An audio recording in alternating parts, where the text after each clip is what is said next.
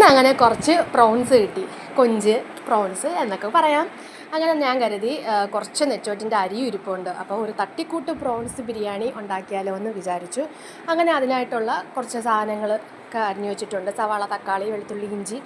ഒരു ചട്ടിയിൽ എണ്ണ ഒഴിച്ചിട്ട് ഇഞ്ചി വെളുത്തുള്ളി പേസ്റ്റ്, കറിവേപ്പില, പിന്നെ കട്ട് ചെയ്ത് വെച്ചിരിക്കുന്ന സവാളയും തക്കാളിയും കൂടി ആയിട്ട് നന്നായിട്ടൊന്ന് വഴറ്റി കൊടുക്കുകയാണ്.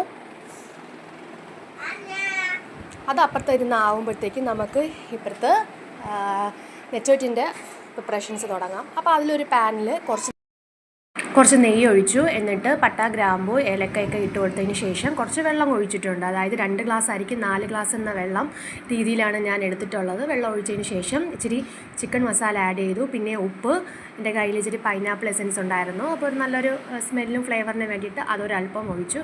എന്നിട്ട് നന്നായിട്ട് തിള വരുമ്പോഴത്തേക്കും നമുക്ക് കഴുകി വെച്ചിരിക്കുന്ന അരി, ഇതിപ്പം 2 ഗ്ലാസ് അരിയേ ഉള്ളൂ, അത് ഞാൻ അതിലോട്ട് ഇട്ട് കൊടുത്തിട്ടുണ്ട്. ഇനി നമുക്ക് ഇപ്പുറത്ത് കൊഞ്ചിൻ്റെ ആ ഒരു ഇത് നോക്കാം. ഉള്ളിയും തക്കാളിയൊക്കെ നന്നായിട്ട് വഴറ്റി വന്നിട്ടുണ്ട്. അപ്പോൾ അതിലേക്ക് നമുക്ക് ആദ്യം ഞാൻ ഇത്തിരി മുളക് പൊടി ആഡ് ചെയ്തു. അത് കഴിഞ്ഞിട്ട് എത്ര ഞാൻ ഇങ്ങനെ കണക്ക് പറയുന്നില്ല, നിങ്ങളുടെ ആ ഒരു രീതിയിൽ, ഇതിപ്പോൾ എൻ്റെ ഒരു കുഞ്ഞു സ്പൂണാണ്, അപ്പോൾ നിങ്ങളുടെ രീതിയിൽ എരിവിനനുസരിച്ച് നിങ്ങൾ ആഡ് ചെയ്ത് കൊടുത്താൽ മതി. ഞാൻ മുളക് പൊടി ഇട്ടു, പിന്നെ മഞ്ഞൾപ്പൊടി ഇട്ടു. അത് കഴിഞ്ഞ് കുറച്ച് മല്ലിപ്പൊടി ആഡ് ചെയ്തിട്ടുണ്ട്. എന്നിട്ട് നന്നായിട്ടൊന്ന് ഇളക്കി കൊടുക്കണം. ഞാനിതിപ്പം പെരിഞ്ജീരകം മാത്രം പൊടിച്ചതാണ്, അത് കുറച്ച് ഇട്ടിട്ടുണ്ട്.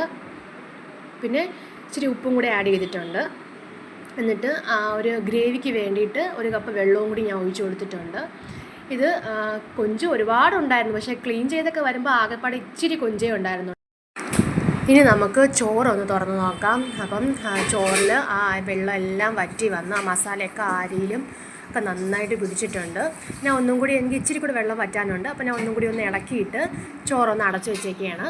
അപ്പോൾ നമുക്ക് നോക്കിയപ്പോഴോ ഗ്രേവി കറിയൊക്കെ നല്ല തിളച്ച് വന്നിട്ടുണ്ട്. അപ്പോൾ അതിലേക്ക് ഈ ക്ലീൻ ചെയ്ത് വെച്ചിരിക്കുന്ന കൊഞ്ച് ഞാൻ ഇടുകയാണ്.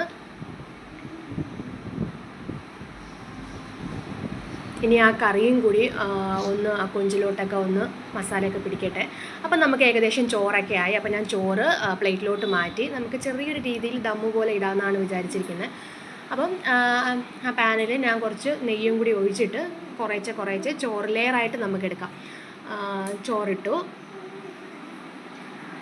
അപ്പോൾ കറിയും എല്ലാം സെറ്റായി, കൊഞ്ചിൽ ആ കറിയെല്ലാം ആയിട്ടുണ്ട്.